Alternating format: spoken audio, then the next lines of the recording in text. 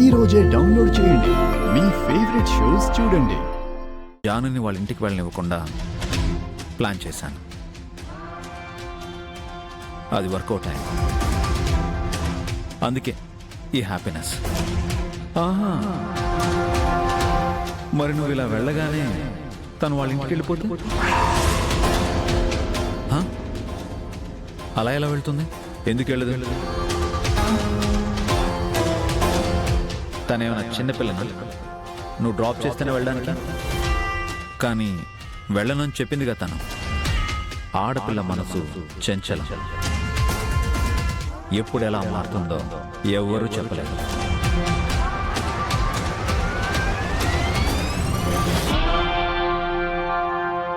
కానీ నా జాను అందరిలాంటి ఆడపిల్ల కాదు.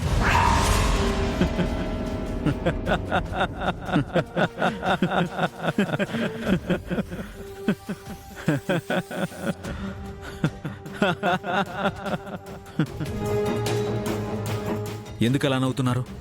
ప్రతి మగాడు తను ప్రేమించిన అమ్మాయి గురించి అలాగే అనుకుంటాడు. పెళ్ళైన ఆడపిల్లకి ఒక్కసారి పుట్టింటికి వెళ్ళాలన్న ఆలోచన వచ్చింది అంటే ఆపడం ఎవరి వల్ల కాదు. ఒకవేళ ఆపాము అనుకుంటే అది మన అమాయకత్వం. మరైతే ఇప్పుడు నన్నేం చేయమంటారు? ఇప్పుడు ఓ పనికొచ్చే పని అడిగాడు. ఇవాళ జాను వాళ్ళ పుట్టింటికి వెళ్ళకూడదు అనుకుంటే నువ్వు ఆఫీస్ మానేసి ఇంట్లోనే ఉండిపో. అంతే అంటారా? ఆత్మసాక్షిగా అంతే. సరే, అయితే నేను ఆఫీస్కి వెళ్ళను.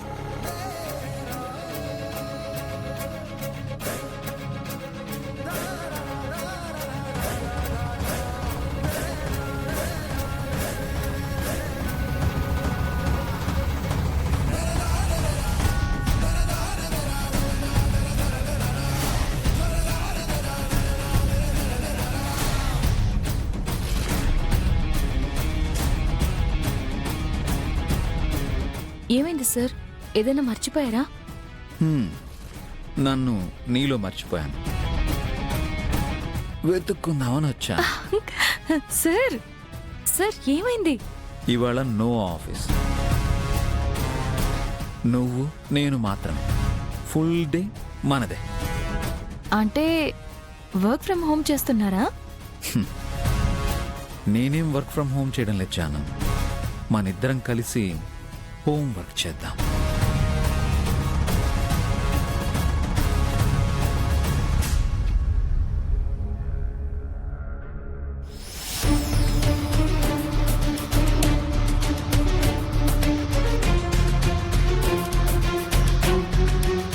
ఏయ్, ఆగో! ఎక్కడికెళ్ళొస్తున్నావు? నిన్నే అడిగేది.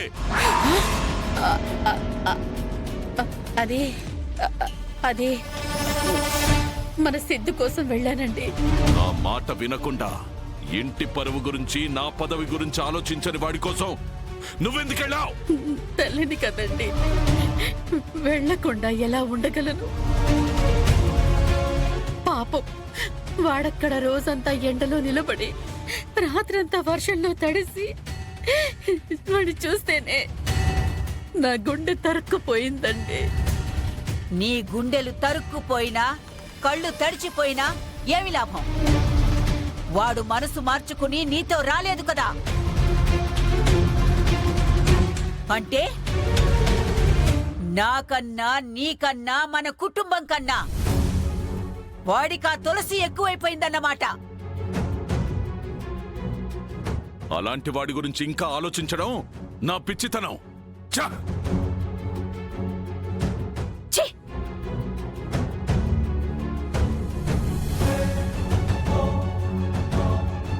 దేవుడా, నా కొడుకు మనసు మార్చి క్షేమంగా ఇంటికి చేర్చవయ్యా.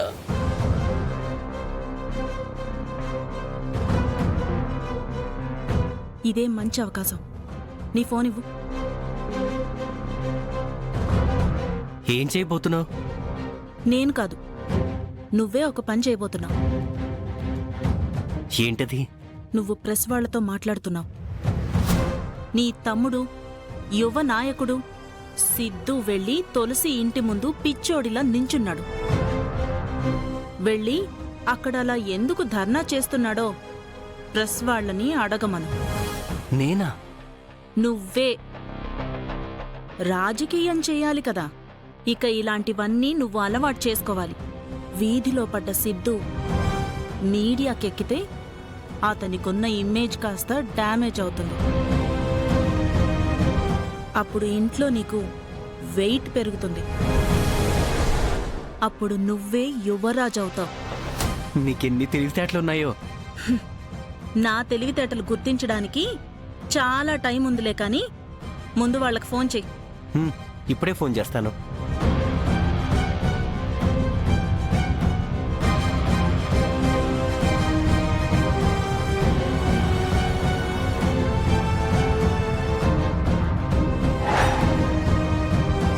ఇప్పుడు మొదలవుతుంది చూడు అసలు కథ.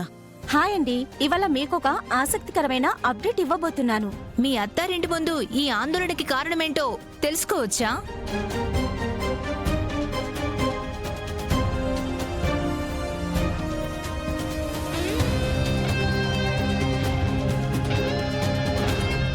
అల్లుడిని మించిన చుట్టం లేదంటారు. అందులోనూ కొత్తల్లుడైన మిమ్మల్ని ఇలా బయటెందుకు ఇలా నిలబెట్టారో చెప్తారా? పోనీ మీ డిమాండ్స్ ఏంటో చెప్తారా?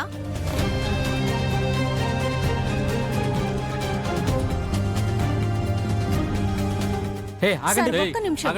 తులసి గారిని పిలవండి. తనతో మాట్లాడాలి. Please sir.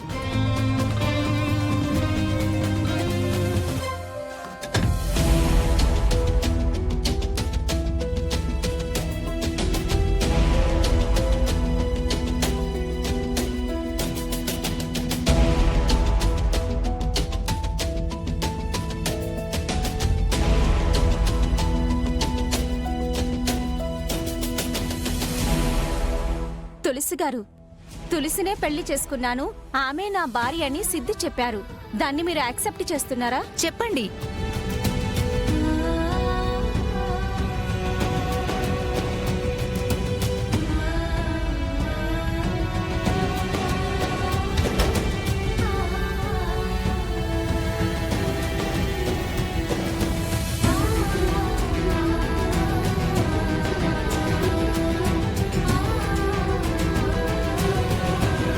అక్కడ సిద్ధు ఎలాగో మౌనవ్రతం పాటిస్తున్నాడు. మీరైనా నోరు విప్పండి.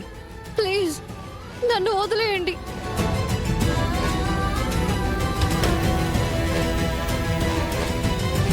మీ వైఫ్ అండ్ హస్బెండ్ మధ్య అసలు ఇష్యూ ఏంటి?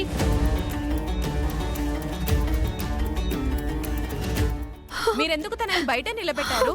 చెప్పండి, ప్లీజ్ చెప్పండి మేడం. ప్లీజ్, ఇది నా పర్సనల్ మ్యాటర్. దయచేసి వెళ్ళిపోండి. అలా ఇలా వెళ్ళిపోతామండి. మాకు ఆన్సర్ చెప్పండి. మీరు చెప్పేంత వరకు మేము వెళ్ళమండి ఇక్కడ నుంచి. దయచేసి మమ్మల్ని అర్థం చేసుకోండి. నా కూతుర్ని ఇలా ఇబ్బంది పెట్టకండి.